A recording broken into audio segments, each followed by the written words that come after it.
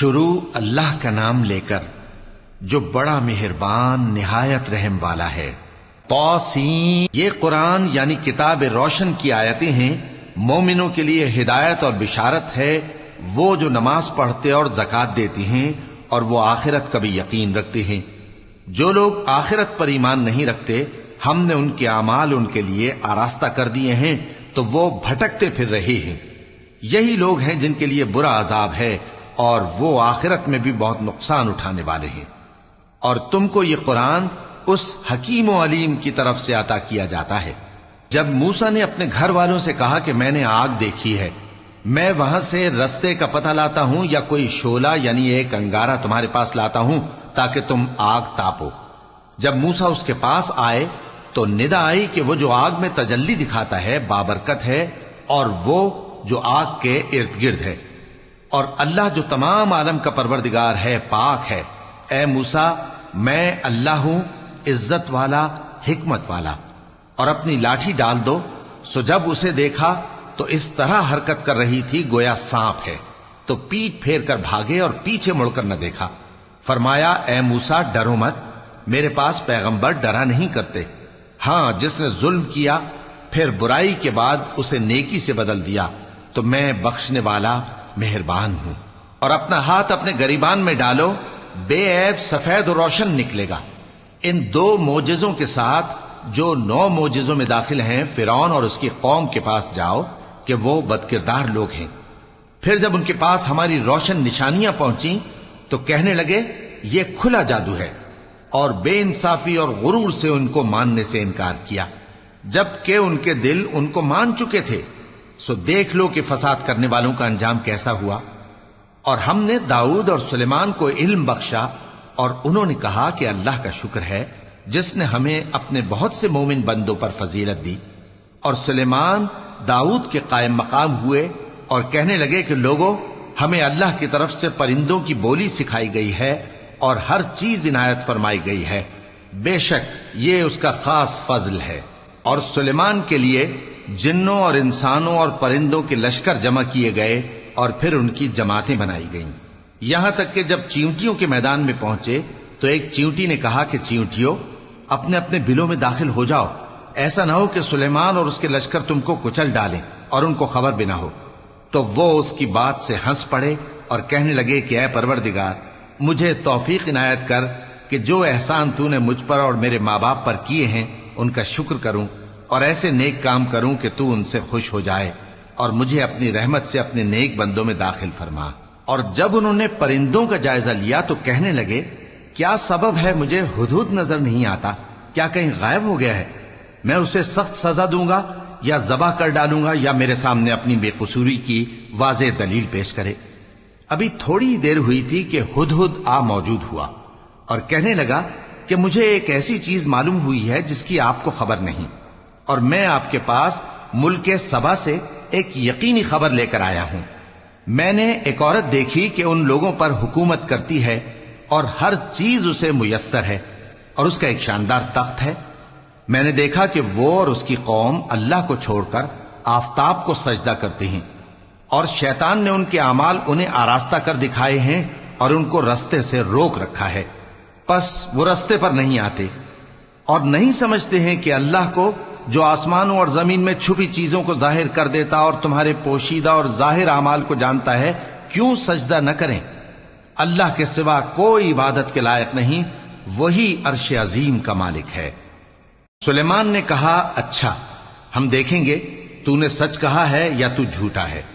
یہ میرا خط لے جا اور اسے ان کی طرف ڈال دے، پھر ان کے پاس سے ہٹ جانا اور دیکھنا کہ وہ کیا جواب دیتی ہیں۔ ملکہ نے کہا کہ دربار والو، مجھ تک ایک نامہ گرامی پہنچایا گیا ہے، وہ سلیمان کی طرف سے ہے، اور مضمون یہ ہے کہ شروع اللہ کا نام لے کر جو بڑا مہربان نہایت رحم والا ہے، بعد اس کے یہ کہ مجھ سے سرکشی نہ کرو اور مطیع و فرما بردار ہو کر میرے پاس چلے آؤ۔ خط سنا کر کہنے لگی کہ اے اہل دربار، میرے اس معاملے میں مجھے مشورہ دو، جب تک کہ تم حاضر نہ ہو اور صلاح نہ دو میں کسی کام کا فیصلہ نہیں کیا کرتی۔ وہ بولے کہ ہم بڑے زوراور اور سخت جنگجو ہیں، اور حکم آپ کے اختیار میں ہے، تو جو حکم دیجیے گا اس کے انجام پر نظر کر لیجئے گا۔ اس نے کہا کہ بادشاہ جب کسی شہر میں داخل ہوتے ہیں تو اس کو تباہ کر دیتے ہیں اور وہاں کے عزت والوں کو ذلیل کر دیا کرتے ہیں، اور اسی طرح یہ بھی کریں گے۔ اور میں ان کی طرف کچھ تحفہ بھیجتی ہوں اور دیکھتی ہوں کہ قاصد کیا جواب لاتے ہیں۔ پس جب قاصد سلیمان کے پاس پہنچا تو سلیمان نے کہا، کیا تم مجھے مال سے مدد دینا چاہتے ہو؟ سو جو کچھ اللہ نے مجھے عطا فرمایا ہے وہ اس سے کہیں بہتر ہے جو تمہیں دیا ہے۔ حقیقت یہ ہے کہ اپنے تحفے سے تم ہی خوش ہوتے ہوگے۔ ان کے پاس واپس جاؤ، اب ہم ان پر ایسے لشکر لے کر حملہ کریں گے جن کے مقابلے کی ان میں طاقت نہ ہوگی، اور ان کو وہاں سے بے عزت کر کے نکال دیں گے اور وہ ذلیل ہوں گے۔ سلیمان نے کہا کہ اے دربار والو، کوئی تم میں ایسا ہے کہ قبل اس کے کہ وہ لوگ فرما بردار ہو کر ہمارے پاس آئیں ملکہ کا تخت میرے پاس لے آئے؟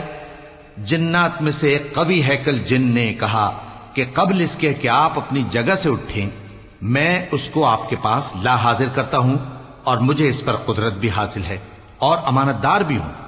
ایک شخص جس کو کتاب الہی کا علم تھا کہنے لگا کہ میں آپ کی آنکھ کے جھپکنے سے پہلے پہلے اسے آپ کے پاس حاضر کیے دیتا ہوں۔ جب سلیمان نے تخت کو اپنے پاس رکھا ہوا دیکھا تو کہا کہ یہ میرے پروردگار کا فضل ہے تاکہ مجھے آزمائے کہ میں شکر کرتا ہوں یا کفران نعمت کرتا ہوں، اور جو شکر کرتا ہے تو اپنے ہی فائدے کے لیے شکر کرتا ہے، اور جو ناشکری کرتا ہے تو میرا پروردگار بے نیاز ہے، کرم کرنے والا ہے۔ سلیمان نے کہا کہ ملکہ کے امتحان عقل کے لیے اس کے تخت کی صورت بدل دو، دیکھیں کہ وہ سوج رکھتی ہے یا ان لوگوں میں سے ہے جو سوج نہیں رکھتے۔ پھر جب وہ آ پہنچی تو پوچھا گیا کہ کیا آپ کا تخت بھی اسی طرح کا ہے؟ اس نے کہا کہ یہ تو گویا ہو بہو وہی ہے، اور ہم کو اس سے پہلے ہی سلیمان کی عظمت و شان کا علم ہو گیا تھا، اور ہم فرما بردار ہیں۔ اور وہ جو اللہ کے سوا دوسروں کی پرستش کرتی تھی، سلیمان نے اس کو اس سے منع کیا کہ وہ کافروں میں سے تھی۔ اس کے بعد اس سے کہا گیا کہ محل میں چلیے۔ جب اس نے اس کے فرش کو دیکھا تو اسے پانی کا حوض سمجھا اور کپڑا اٹھا کر اپنی پنڈلیاں کھول دی۔ سلیمان نے کہا، یہ ایسا محل ہے جس کے نیچے بھی شیشے جڑے ہوئے ہیں۔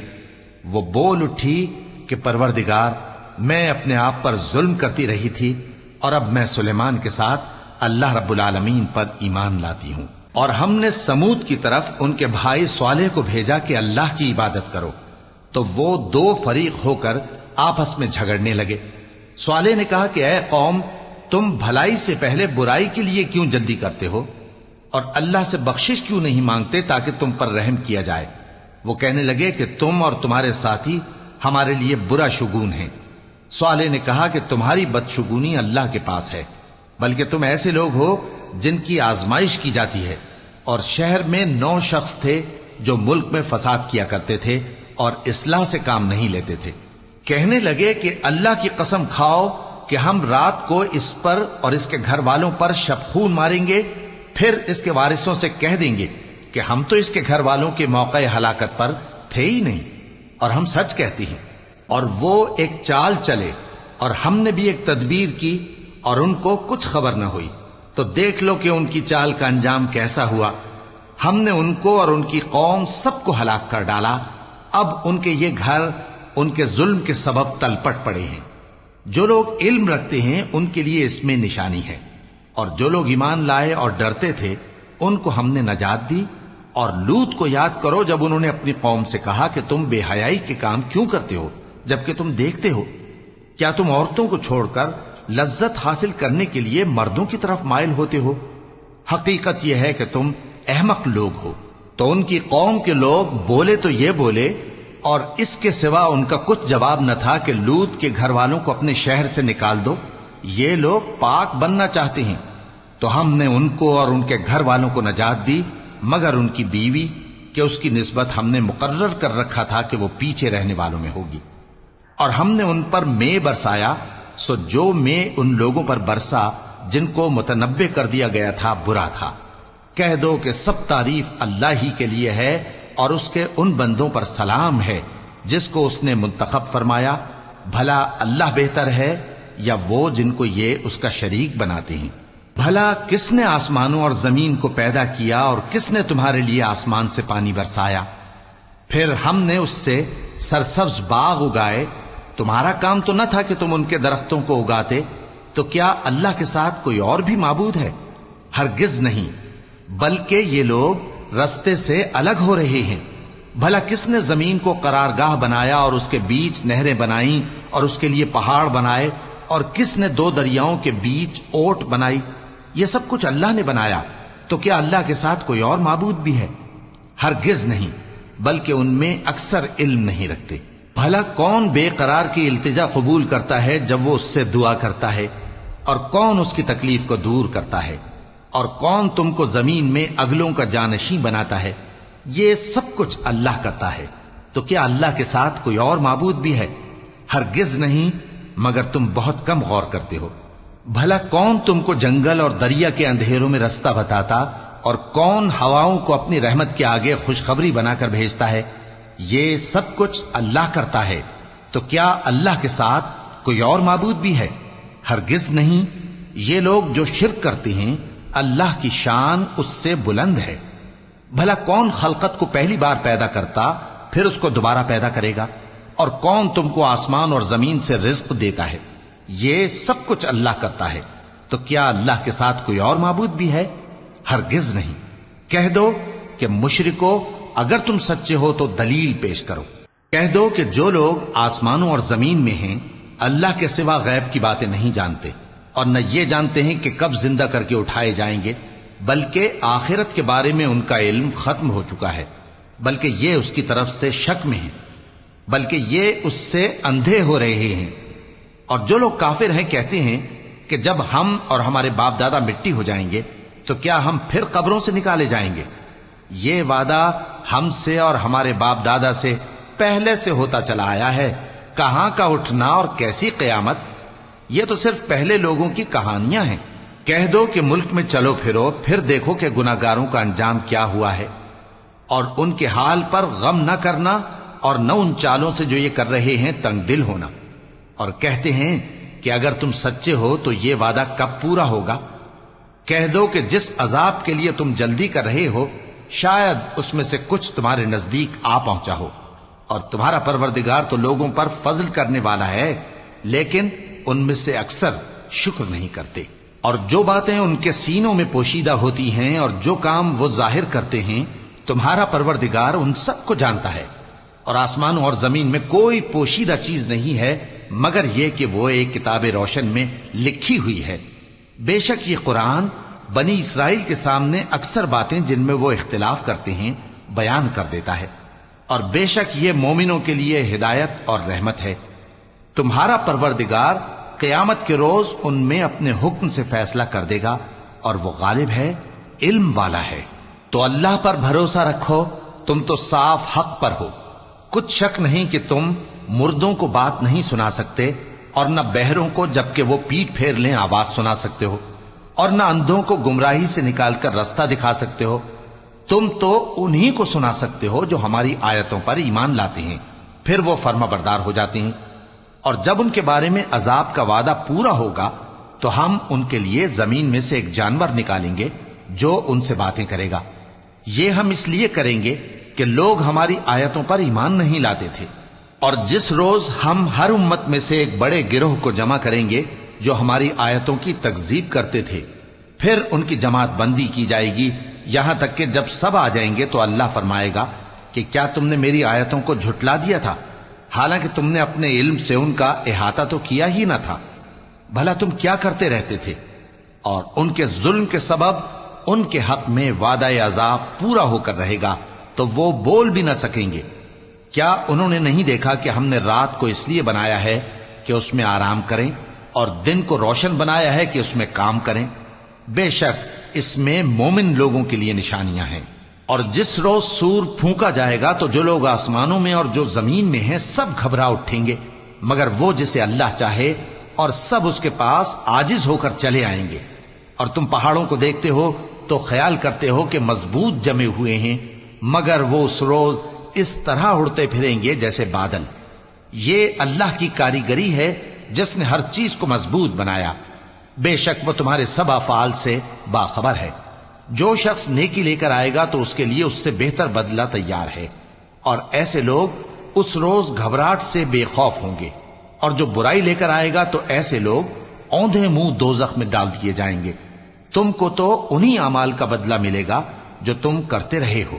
کہہ دو مجھ کو یہی ارشاد ہوا ہے کہ اس شہر مکہ کے مالک کی عبادت کروں جس نے اس کو محترم بنایا ہے، اور ہر چیز اسی کی ہے، اور مجھے یہ بھی حکم ہوا ہے کہ میں فرما بردار رہوں، اور یہ بھی کہ قرآن پڑھا کروں۔ اب جو شخص راہ راست اختیار کرتا ہے تو اپنے ہی فائدے کے لیے اختیار کرتا ہے، اور جو گمراہ رہتا ہے تو کہہ دو کہ میں تو صرف خبردار کرنے والا ہوں۔